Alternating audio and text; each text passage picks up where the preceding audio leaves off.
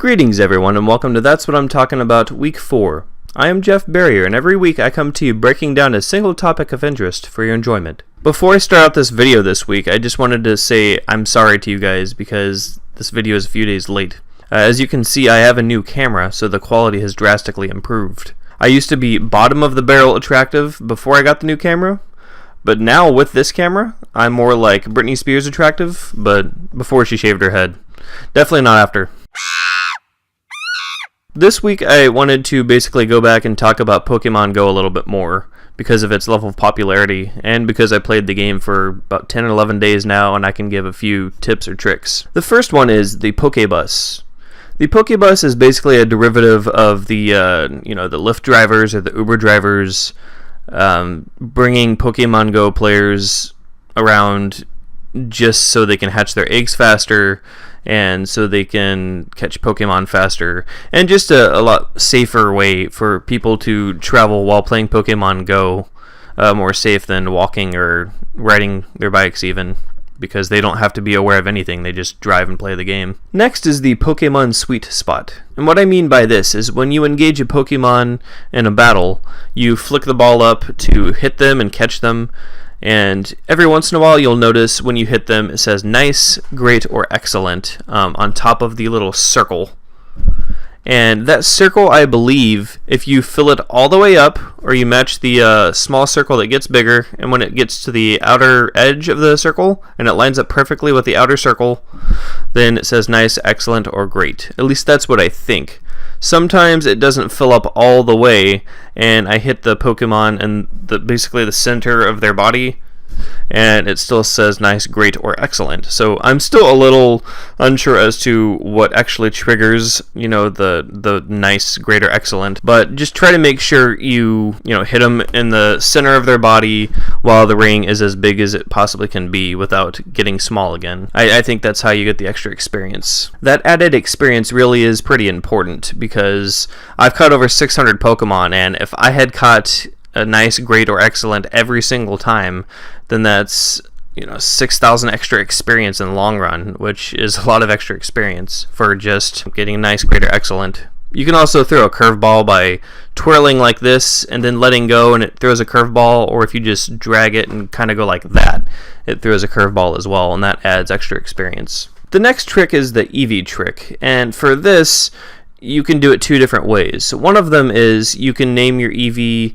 a different name based off of the old Eevee brothers in the original Pokemon games. One of them is Rainer, and that gives you Vaporeon.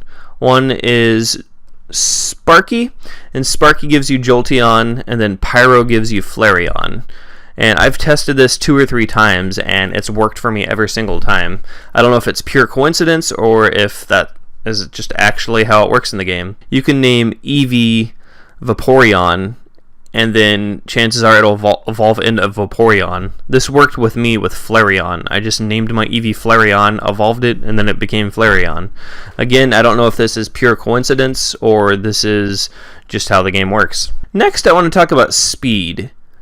And the speed I'm talking about is the fastest speed one can travel while still adding distance towards hatching their eggs.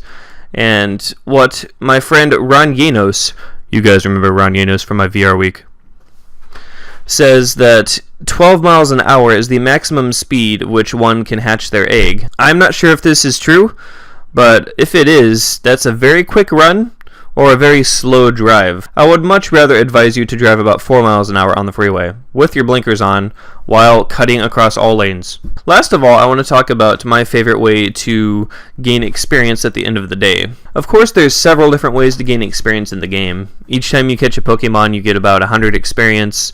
If you catch a Pokemon and throw a curveball or get a nice, great, or excellent throw, then you get an extra 10 experience.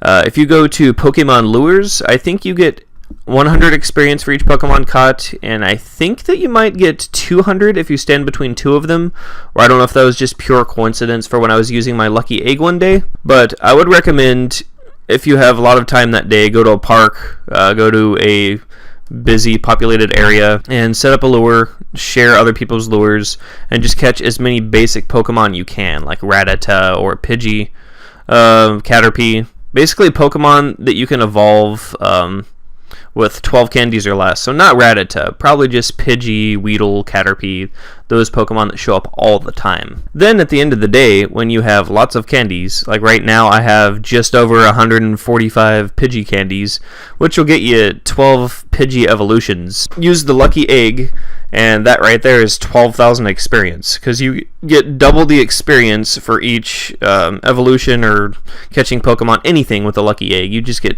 twice the amount of experience. So I'd recommend catching, all those basic Pokemon, coming back, using the lucky egg, and then just evolving the Pokemon like crazy. And that can usually shoot you up maybe a nice level or two, depending on how low or high of a level you are. Well guys, thank you for joining me for week 4. Again, I'm sorry that this video was released a few days late. I just wanted to ensure that the quality was not poop. Speaking of poop, my name is Jeff Barrier, and that's what I'm talking about.